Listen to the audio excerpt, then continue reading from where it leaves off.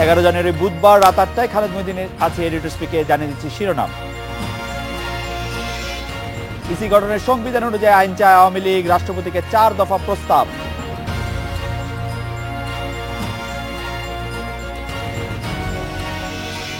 শপথ নিলেন 59 চেয়ারম্যান, 131 বছর পর নির্বাচিত জেলা পরিষদের যাত্রা শুরু।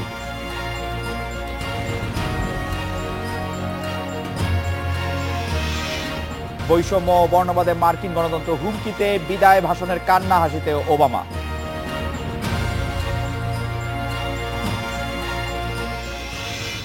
নির্বাচন কমিশনের সদস্য নিয়োগে সম্ভব হলে এখনই আইন প্রণয়ন অথবা অধ্যাদেশ চায় আওয়ামী লীগ, তবে সময় স্বল্পতায় তা সম্ভব না হলে পরবর্তী কমিশন গঠনের সময়ে সংবিধান আলোকে আইন চায় দলটি।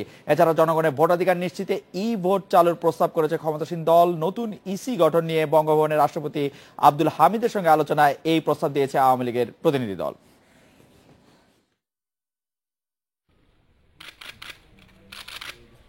নিবন্ধিত রাজনৈতিক দলগুলোর সঙ্গে ধারাবাহিক আলোচনার অংশ হিসেবে আওয়ামী লীগের সঙ্গে বৈঠকে বসেন রাষ্ট্রপতি আব্দুল হামিদ। বঙ্গভবনে বিকেল 4টার দিকে শুরু হওয়া বৈঠকে 19 সদস্যের প্রতিনিধি দলের নেতৃত্ব দেন আওয়ামী লীগ সভাপতি ও প্রধানমন্ত্রী শেখ হাসিনা। প্রায় পৌনে 2 ঘন্টার আলোচনায় ক্ষমতাসীন দলের পক্ষ থেকে কমিশন গঠনে আইন প্রণয়ন সহ 4 দফা প্রস্তাব দেওয়া হয়। পরে ধানমন্ডি দলীয় সভাপতির কার্যালয়ে আনুষ্ঠানিকভাবে দলের প্রস্তাব ও সুপারিশ সাংবাদিকদের সামনে তুলে ধরেন সাধারণ সম্পাদক ওবায়দুল কাদের। প্রধান নির্বাচন কমিশনার ও অন্যান্য নির্বাচন কমিশনারদের ক্ষেত্রে মহামান্য রাষ্ট্রপতি যেরূপ উপযুক্ত বিবেচনা করবেন সেই প্রক্রিয়া তিনি প্রধান নির্বাচন কমিশনার অন্যান্য নির্বাচন কমিশনারদের নিয়োগ প্রদান করবেন। প্রধান নির্বাচন কমিশনার ও অন্য কমিশনারদের নিয়োগের ক্ষেত্রে রাষ্ট্রপতির সিদ্ধান্ত আওয়ামী লীগ মেনে নেবে বলে জানান ওবায়দুল কাদের। সময় স্বল্পতার কারণে আগামী নির্বাচন কমিশন পুনর্গঠনের ক্ষেত্রে তা সম্ভব না হলে পরবর্তী নির্বাচন কমিশন পুনর্গঠনের সময় যাতে বাস্তবায়ন সম্ভব হয়, গণপ্রজাতন্ত্রী বাংলাদেশের সংবিধানের নির্দেশনার আলোকে এখন থেকে সে উদ্যোগ গ্রহণের প্রক্রিয়া শুরু করবে। এদিকে বঙ্গভবনের এক সংবাদ বিজ্ঞপ্তিতে জানানো হয়, আওয়ামী লীগের সঙ্গে রাষ্ট্রপতির আলোচনা ফলপ্রসূ হয়েছে। সব রাজনৈতিক দলের সহযোগিতায় একটি শক্তিশালী নির্বাচন কমিশন গঠন করা সম্ভব হবে বলেও আশা প্রকাশ করেছেন রাষ্ট্রপতি। Nafiza Daula, independent news, Dhaka. নির্বাচন কমিশন গঠনের রাষ্ট্রপতি সংলাপ নিয়ে কথা বলতে আমাদের সাথে আছেন আওয়ামী লীগের সাংগঠনিক সম্পাদক আহমদ হোসেন এবং বিএনপির vice chairman advocate Zainul Abedin. আমি অ্যাডভোকেট জয়নুল আবেদিনের কাছে প্রথমে জানতে চাইবো যে আপনি জানেন যে নির্বাচন কমিশন গঠনে যে সংবিধানে একটি আইন করার কথা রয়েছে, সেই আইনটি করার জন্য অনেক আইন বিশেষজ্ঞ বলছিলেন যে আইনটি করা আসলে প্রথমে জরুরি। আমার স্পষ্ট মনে আছে আপনি অনেকবার বলেছেন যে সেই আইনটি না করা পর্যন্ত আসলে আমাদের অন্যদিকে যাওয়া খুব বিপদ এবং আইনটি করা হচ্ছে না ইচ্ছা করে। এখন আওয়ামী লীগ সরকার এই আইনটি করার প্রস্তাব দিয়েছে, বিষয়টিতে আপনি খুশি কিনা অ্যাডভোকেট জয়নুল আবেদিন?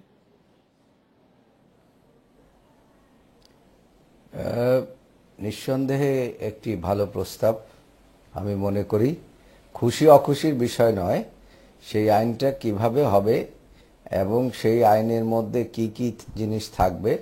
কেন সংবিধানে আজ পর্যন্ত মানে এখন পর্যন্ত যে সরকারই এসছে কেউ আইনটি করেনি। আওয়ামী লীগ প্রস্তাবটি দিয়েছে, আমি প্রস্তাবটিকে স্বাগত জানাই, কিন্তু বিষয়টি হচ্ছে যে সে আইনটি কিভাবে হবে। আইনটি পার্লামেন্টে আলোচনা হবে এবং সেখানে বিভিন্ন পার্লামেন্টের সদস্যরা মতামত দেবেন। রাজনৈতিক দলেরও আমি মনে করি একটা মতামত থাকা দরকার এবং সেই মতামতের ভিত্তিতেই আইনটি প্রণয়ন করা দরকার, যাতে করে আইনের মধ্যে কোনো রকম কোনো ফাঁক ফোকর না থাকে, নির্বাচনকে নিরপেক্ষ করার মতো, নিরপেক্ষ না করার মতো আর কি। অ্যাডভোকেট জয়নুল আবেদিন যা বললেন, জনাব আহমেদ হোসেন আপনি নিশ্চয়ই শুনেছেন যে তিনি স্বাগত জানিয়েছেন, তিনি একটি ভালো প্রস্তাব দিয়েছে একটা আওয়ামী লীগ, কিন্তু উনি যে বিষয়টির উপর গুরুত্ব আরোপ করলেন যে আইনটি প্রণয়ন করার সময় সকল পক্ষ, আমরা যারা অংশীজন আছি তাদের সঙ্গে একটু আলাপ আলোচনার ভিত্তিতে আইনটি করা কিনা, আওয়ামী লীগের লক্ষ্য কি এরকমটা আছে কিনা জনাব আহমেদ হোসেন, যে সকল অংশীজনকে মতামত নিয়ে মতামতের ভিত্তিতে একটি আইন করা? আমিও আপনাদেরকে স্বাগত জানাতে চাই, আপনারা একটি আইন করার প্রস্তাব দিয়েছেন, সংবিধানে থাকা একটি বিষয় অনেকদিন পরে হতে যাচ্ছে। ধন্যবাদ। বিএনপির অ্যাডভোকেট জয়নুল আবেদীন সাহেব স্বাগত জানিয়েছেন, আপনিও স্বাগত জানিয়েছেন।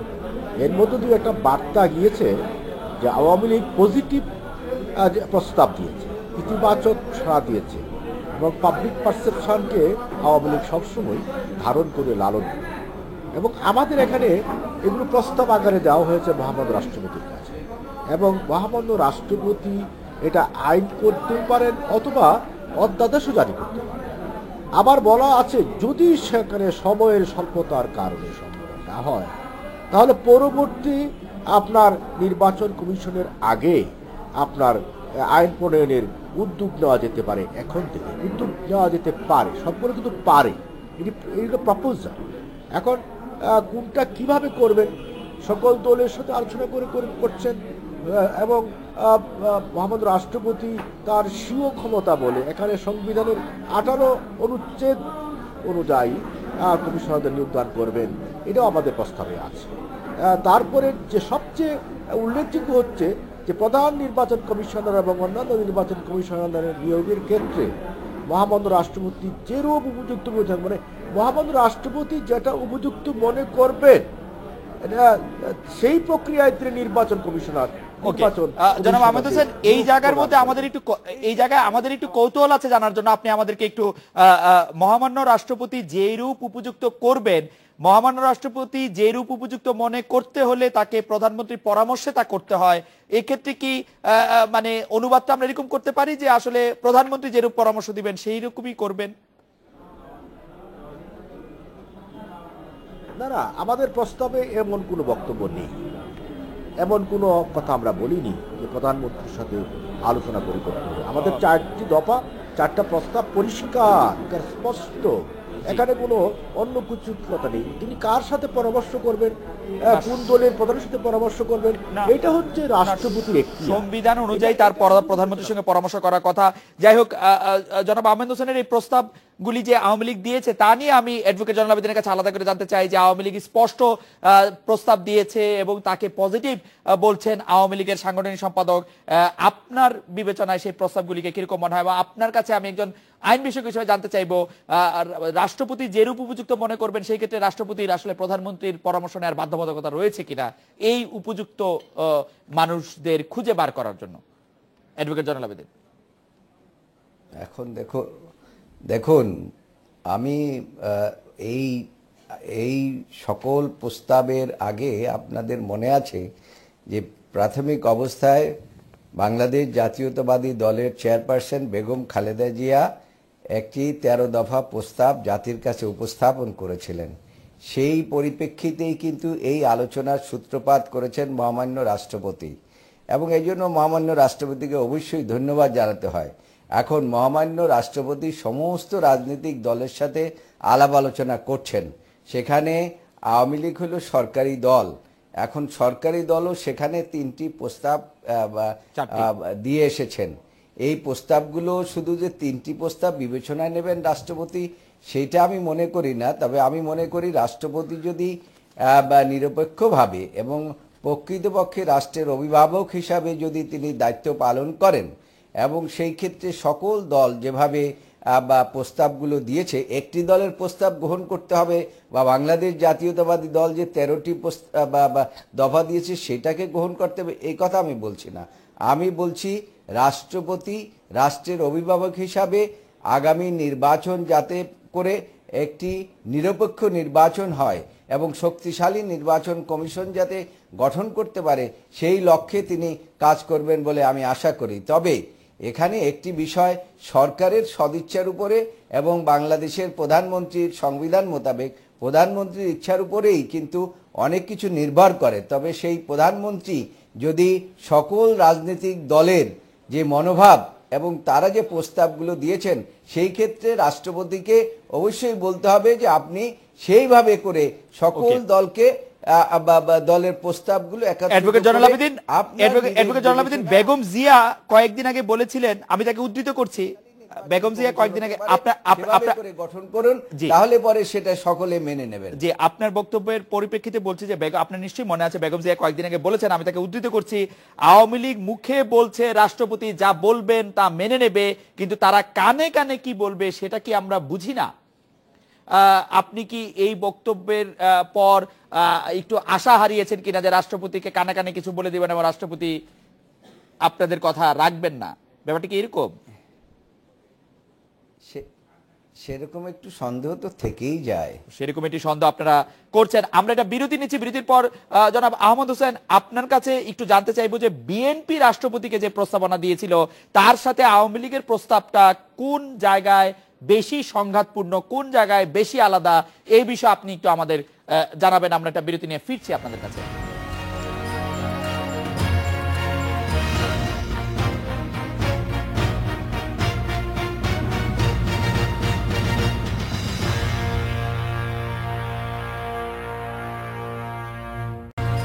জনাব আহমদ হোসেন, আওয়ামী লীগের প্রস্তাব এবং বিএনপির প্রস্তাব রাষ্ট্রপতির কাছে দেয়া এই বিষয়ে কোন দিক দিয়ে সংঘাতপূর্ণ বলে আপনি মনে করেন?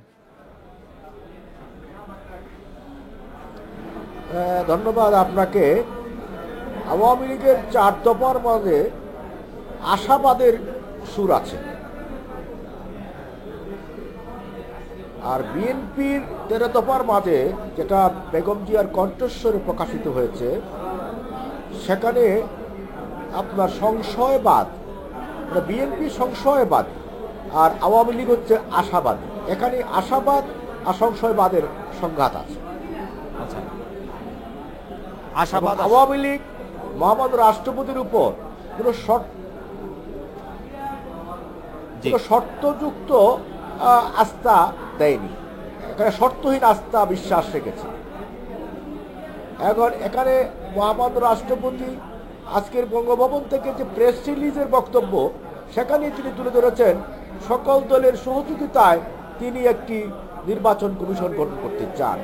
এর চেয়ে ভালো বার্তা আর কি হতে পারে?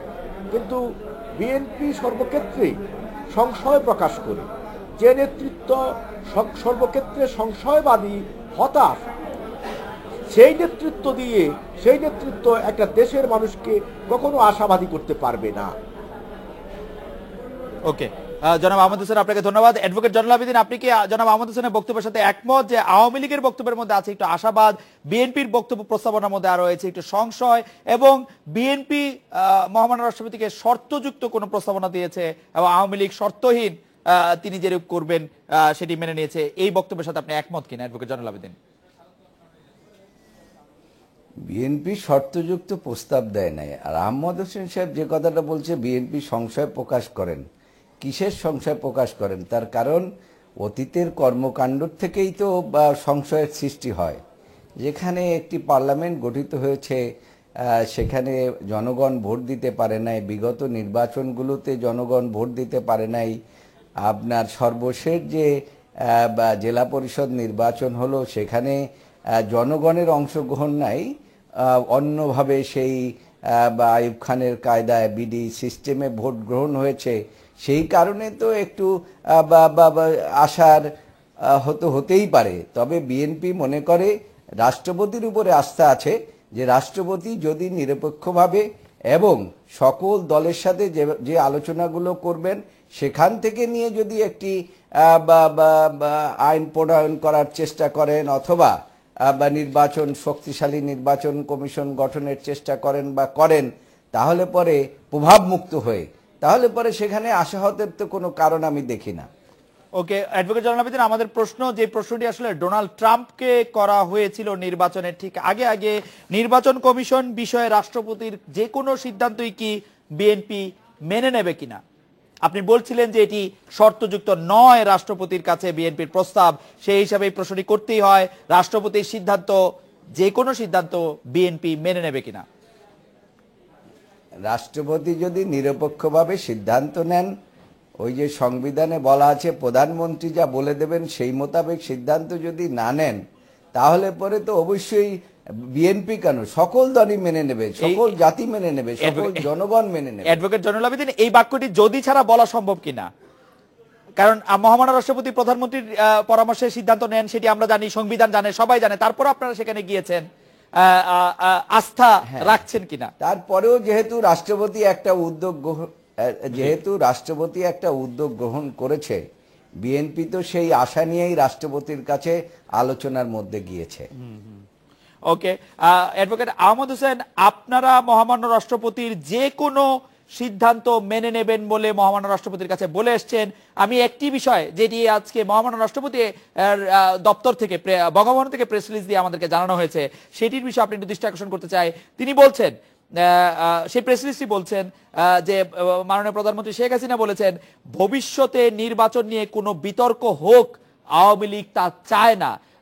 আওয়ামী লীগ কি এই বক্তব্যের মধ্যে স্বীকার করে নিচ্ছে যে আমরা অনেকগুলি বিতর্কিত নির্বাচনের মধ্যে দিয়ে গিয়েছি? না, এগুলো হাইপোথেটিক্যাল কোশ্চেন, এ কথা বলা নয়। আমি আমার বিশ্বাস, আমার কমিটমেন্ট, মাননীয় প্রধানমন্ত্রী বঙ্গবন্ধু কন্যা শেখ হাসিনা গণতন্ত্র বিশ্বাস করে এবং যে গণতন্ত্রের জন্য তার নেতৃত্বে বাংলাদেশের বঙ্গবন্ধু হত্যার পরে এক লাগাতার সংগ্রাম করে যে গণতন্ত্র অর্জিত হয়েছে, সেই গণতন্ত্রের নেতা হচ্ছেন আজকের প্রধানমন্ত্রী বঙ্গবন্ধু কন্যা শেখ হাসিনা।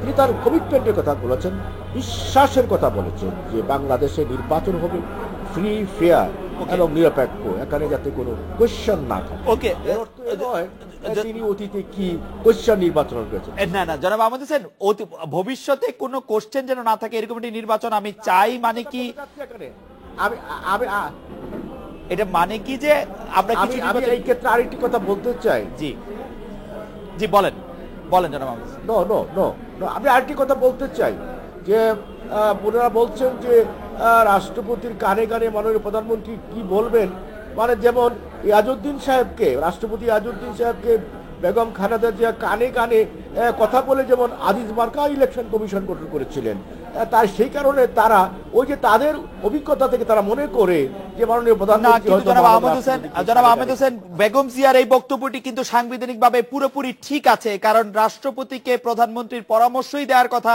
এবং সেই পরামর্শ আমাদের কারণ না জানবার কথা রয়েছে, সেই ক্ষেত্রে কথাটি কানে কানেই বলা যায়। আর ইয়াজউদ্দিন আহমেদ যখন রাষ্ট্রপতি ছিলেন, যখন তিনি তত্ত্বাবধায়ক সরকারের প্রধান হিসেবে রাষ্ট্রপতি ছিলেন, তখন তার সাথে বেগম জিয়ার কথোপকথন নিয়ে আপনি প্রশ্ন তুলতে পারেন। ওই প্রেস রিলিজের বক্তব্যে, জি, ওই প্রেস রিলিজের বক্তব্যে মহামান্য রাষ্ট্রপতি কি বলেছেন? বলেছেন সকল দলের সহযোগিতা নিয়ে তিনি একটি নিরপেক্ষ স্বাধীন নির্বাচন কমিশন গঠন করতে চান। এক্স্যাক্টলি, রাষ্ট্রপতি তো বঙ্গভবনের প্রেস রিলিজের মধ্য দিয়ে একটা বার্তা দিয়ে দিয়েছে। এটা ওনার পায়াস উইশ, এটা ওনার পায়াস উইশ, কিন্তু আমরা যদি সংবিধান মানি তাকে প্রধানমন্ত্রীর কথাই শুনতে হবে, তার বাইরে যাওয়ার ক্ষমতা তার আছে কিনা আমি জানি না। আমাদের প্রস্তাবে এমন কোনো কথা বলিনি আমরা, সংবিধানে সেরকম কথাই আছে, আমাদের প্রস্তাবে এমন কোনো কথা উল্লেখ করি। ওকে, অ্যাডভোকেট জয়নুল আবেদিনের কাছে আমি একটু শেষ প্রশ্নই করতে চাই যে নির্বাচনকালীন সরকার নিয়ে বিএনপির কোনো আলাদা ভাবনা রয়েছে কিনা আজকের পরিস্থিতিতে, সেটি একটু জেনে নিতে চাইবো। অ্যাডভোকেট জয়নুল আবেদিন, নির্বাচন কমিশন নিয়ে অনেক কথা হয়েছে না, সেখানে নির্বাচন কমিশন, আপনি দেখেন নির্বাচন কমিশনও কিন্তু সরকারের সহযোগিতা ছাড়া নির্বাচন করতে পারে না। সেই ক্ষেত্রে আমাদের দলের তো একটা প্রস্তাবনা রয়েছেই, নির্বাচনকালীন একটি সরকার অবশ্যই হতে হবে, যে সরকার নির্বাচনকে নিরপেক্ষ করার জন্য সর্বতোভাবে সাহায্য সহযোগিতা করবেন। ওকে, এরকম একটি সরকার তো আপনাকে অনেক ধন্যবাদ। জনাব আহমদ হোসেন, নির্বাচনকালীন যে সরকার থাকবে তারা নির্বাচন কমিশনকে যথেষ্ট পরিমাণে সহযোগিতা করবেন, সেই আস্থা বা আমাদেরকে আপনি দিতে পারেন কিনা জনাব আহমদ হোসেন? রাইটলি, নির্বাচনকালীন সরকারের প্রধানমন্ত্রী থাকবেন আজকের প্রধানমন্ত্রী বঙ্গবন্ধু কন্যা শেখ হাসিনা। এটা সংবিধানই আছে, সংবিধান যেভাবে স্পষ্ট পরিষ্কার লেখা আছে, সে অ্যাকর্ডিং টু কনস্টিটিউশন নির্বাচনকালীন সরকারের প্রধানমন্ত্রী তিনি থাকবেন এবং নির্বাচনকালীন সরকারের কর্তব্য, কাজ, ফাংশন থাকবে routine work, only routine work, অন্য কিছু নয়। নির্বাচনকে প্রভাব করার মতো কোনো কিছু করবে না, ওয়ার্ল্ডলি রুটিন ওয়ার্ক করবে। জনাব আহমদ হোসেন, আপনাকে অনেক ধন্যবাদ। ধন্যবাদ অ্যাডভোকেট জয়নুল আবেদিন আপনাকে। ডিসপ্লিকে বিরতি নিচ্ছে, একটি ফিরছি তারপরে।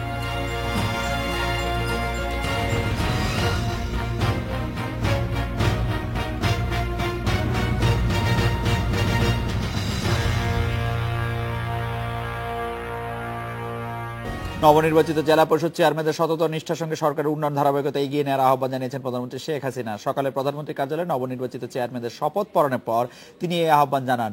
জেলা পরিষদকে আরও শক্তিশালী করা হবে বলেও জানিয়েছেন প্রধানমন্ত্রী।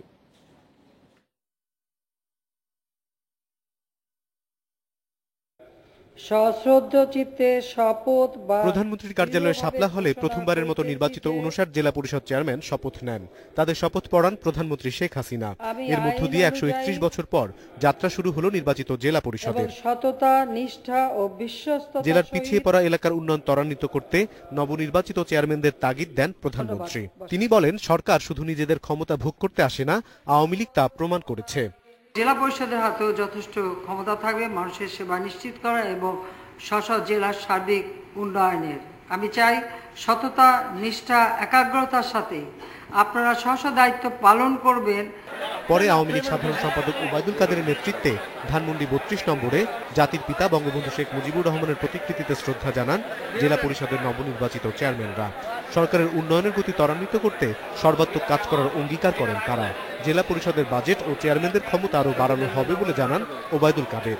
ইলেকটেড যেহেতু এই জেলা পরিষদ, তাদের কিন্তু বাজেটও বাড়বে। এর আগে তো যখন আনইলেকটেড ছিল তখন কিন্তু বাজেট একটা থোক বরাদ্দ ছিল।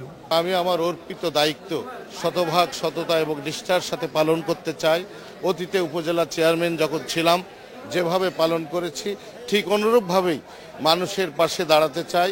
রাস্তাঘাট, ব্রিজ, কালভার্ট, ধর্মীয় প্রতিষ্ঠান, শিক্ষা প্রতিষ্ঠান, এইগুলি আমরা উন্নয়ন করব। আমাদের প্রতিশ্রুতি হচ্ছে বঙ্গবন্ধুর সোনার বাংলা করা, জননেত্রী শেখ হাসিনার ক্ষুধামুক্ত, দারিদ্র্যমুক্ত ডিজিটাল বাংলাদেশ গড়া। গত ২৮শে ডিসেম্বর দেশে প্রথমবারের মতো জেলা পরিষদ নির্বাচন অনুষ্ঠিত হয়। অনিমেষ কর, ইন্ডিপেন্ডেন্ট নিউজ, ঢাকা।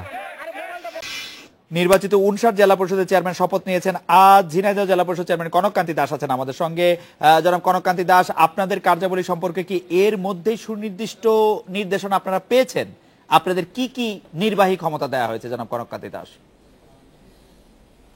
জি, আপনাকে অসংখ্য ধন্যবাদ এবং আপনার ইন্ডিপেন্ডেন্ট টেলিভিশনের মাধ্যম দিয়ে সকল দর্শক শ্রোতা এবং দেশের বাইরে যারা আমাদের কথা দেখছেন এবং শুনছেন, আমি সবাইকে ঝিনাইদহ জেলার ১৬ লক্ষ মানুষের পক্ষ থেকে সশ্রদ্ধ সালাম, অভিনন্দন এবং শুভেচ্ছা জানাই। আপনারা এবং সমগ্র জাতি অবগত হয়েছে যে অনেক দিন পরে, স্বাধীনতার ৪৬ বছর পরে এই প্রথম আমাদের মাননীয় নেত্রী, আমাদের ১৬ কোটি আপনাদের কি কি নির্বাহী ক্ষমতা দেওয়া হয়েছে জনাব কনককান্তি দাস? হ্যাঁ, আমি শেষ করছি। আমাদের প্রাণপ্রিয় নেত্রী ২৮শে ডিসেম্বর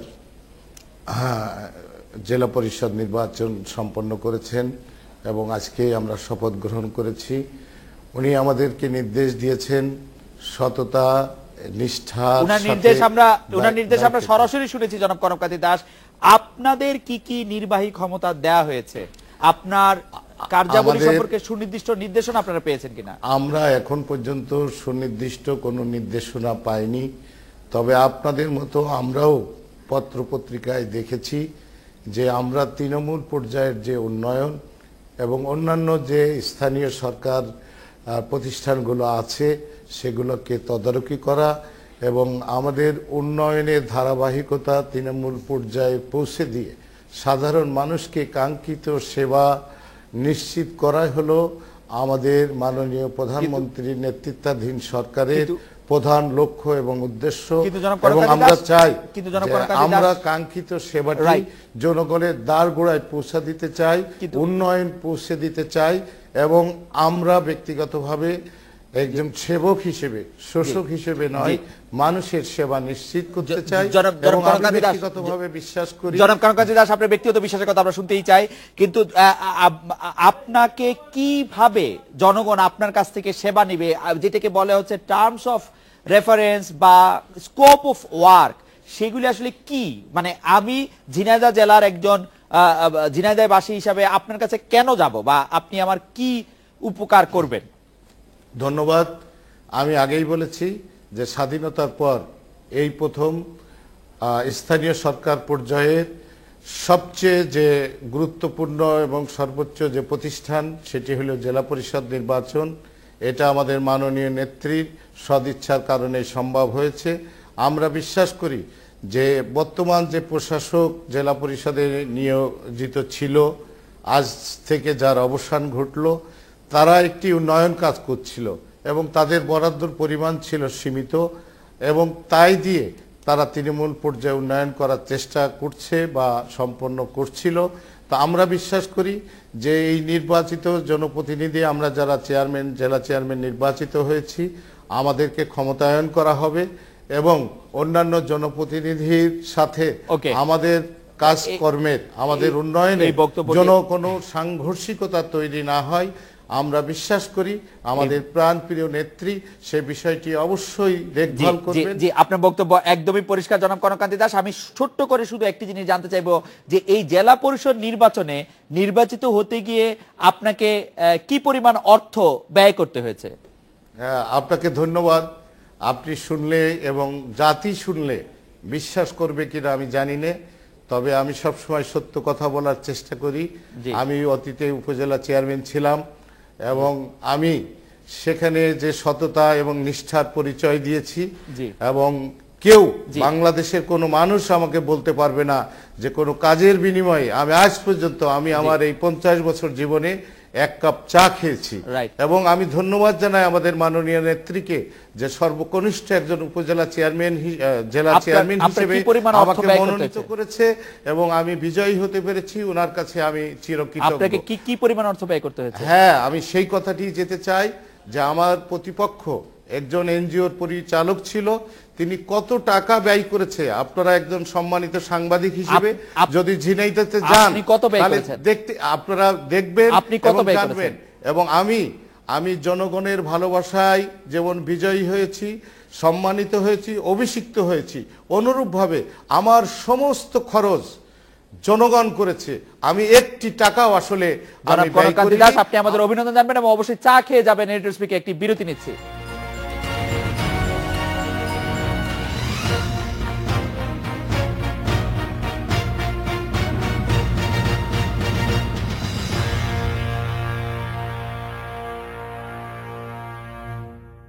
অর্থনৈতিক বৈষম্য, বর্ণবাদের হুমকির মুখে রয়েছে যুক্তরাষ্ট্রের গণতন্ত্র। বিদায় ভাষণে যুক্তরাষ্ট্রের নাগরিকদের গণতন্ত্র রক্ষার আহ্বান জানিয়েছেন দেশের প্রেসিডেন্ট বারাক ওবামা। এই নিয়ে কথা বলতে আমাদের সাথে আছেন ডক্টর মহসিন পাটোয়ারি, অধ্যাপক City University of New York. Doctor Mohsin Patwari, বিদায়ী ভাষণে নিজের দেশের বিভেদ এবং গণতন্ত্রের সংকট নিয়ে জনগণকে সতর্ক করেছেন বারাক ওবামা। প্রেসিডেন্ট ট্রাম্প আসার পর আমেরিকার সাধারণ মানুষের মধ্যে এই ধরনের কোনো আশঙ্কা লক্ষ্য করছেন কিনা, সত্যিই কোনো কিছু আশঙ্কা করার আছে কিনা? আর এই মুহূর্তে সিনেট কমিটির কাছে হিয়ারিং হচ্ছে যে যাকে ট্রাম্প সেক্রেটারি অফ স্টেট নির্বাচিত করেছেন রেক্স টিলারসন, তার সম্পর্কেও যদি আপনি একটু বলেন ডক্টর মহসিন পাটোয়ারি। প্রেসিডেন্ট ওবামার যে গতকালের ভাষণ, এটা একটা ঐতিহাসিক ভাষণ। এটা এত দীর্ঘ ভাষণ, বিদায় ভাষণ আমার মনে হয় খুব কম প্রেসিডেন্টই দিয়েছেন। প্রেসিডেন্টের ভাষণটা ফুল অফ হোপ এবং আশার উপরেই ভিত্তি করে দিয়েছেন। তা আমি যেটা মনে করি, আমরা যেটা ফিল করি, হ্যাঁ, আমেরিকান সাধারণ মানুষের কাছে একটু টেনশন আছে যে প্রেসিডেন্ট ইলেক্ট ডোনাল্ড ট্রাম্প যেসব প্রমিসগুলো করেছিলেন এগুলো যদি ইমপ্লিমেন্ট করে তো সোসাইটির জন্য একটু ক্ষতি হতে পারে। কিন্তু আমেরিকার যে সিস্টেম, যে প্রেসিডেন্ট ওবামা তো বলেছেন যে আমেরিকার যে সিস্টেম, এই সিস্টেমের মধ্যে তেমন একটা চেঞ্জ করা সম্ভব হবে না, যেহেতু আমাদের এখানে চেকস এন্ড ব্যালেন্স আছে, আমাদের কংগ্রেস আছে, আমাদের সিনেট আছে, so it will not be that easy. But কালকে আপনার যে হিয়ারিং শুনেছেন যে আমাদের যে অ্যাটর্নি জেনারেলের হিস্ট্রিতে অ্যাবাউট 20-30 ইয়ার্স এগো উনি অনেক কন্ট্রোভার্সিয়াল কিছু কথা বলেছিলেন, কন্ট্রোভার্সিয়াল রিগার্ডিং রেস রিলেশন। কিন্তু কালকে ওনাকে যেসব প্রশ্নগুলো করা হয়েছে, উনি পার্টিকুলারলি মুসলিম আমেরিকানদের কথা বলছে, ইমিগ্রেশন ফর মুসলিম কান্ট্রিজ, ওগুলা কথা বলেছেন। সো উনি মোটামুটি he just in a different position, he said when I take over this position I will comply with the United doctor Patwari States laws. Doctor Patwari and rules. কালকে attorney জেনারেলের বক্তব্যের hearing এর আজকে এই মুহূর্তে রেক্স টিলারসনের হিয়ারিং চলছে সিনেট কমিটিতে, যিনি সেক্রেটারি অফ স্টেট হবেন। সেটি সম্পর্কে যদি আমাদেরকে সংক্ষেপে একটু বলতেন যে রেক্স টিলারসনকে কি চাচ্ছেন সিনেটররা রেক্স টিলারসনের কাছ থেকে পার্টিকুলারলি? আপনারা রেক্স টিলারসন সম্পর্কে জানেন, উনি এক্সনের সিইও ছিলেন। উনি businessman. He had great relation with the Russia and the President Putin, and he got the award from them, and he has business relation with over 35 countries in the world. So এখন concern যেটা ওখানে আসছে সেটা হলো যে উনি ওনার যে business যে রিলেশনশিপের ঊর্ধ্বে আমেরিকান ইন্টারেস্টকে দিতে পারবেন কি, উনি যেটা বলতে চাচ্ছেন যে yes he can do that, মানে বিজনেস রিলেশনের উপরে তিনি আমেরিকান জনগণের জন্য দিতে পারবেন কিনা। ডক্টর মহসিন পাটোয়ারি, আপনাকে অনেক ধন্যবাদ। এই ছিল আজকের রেডিও স্পিকে।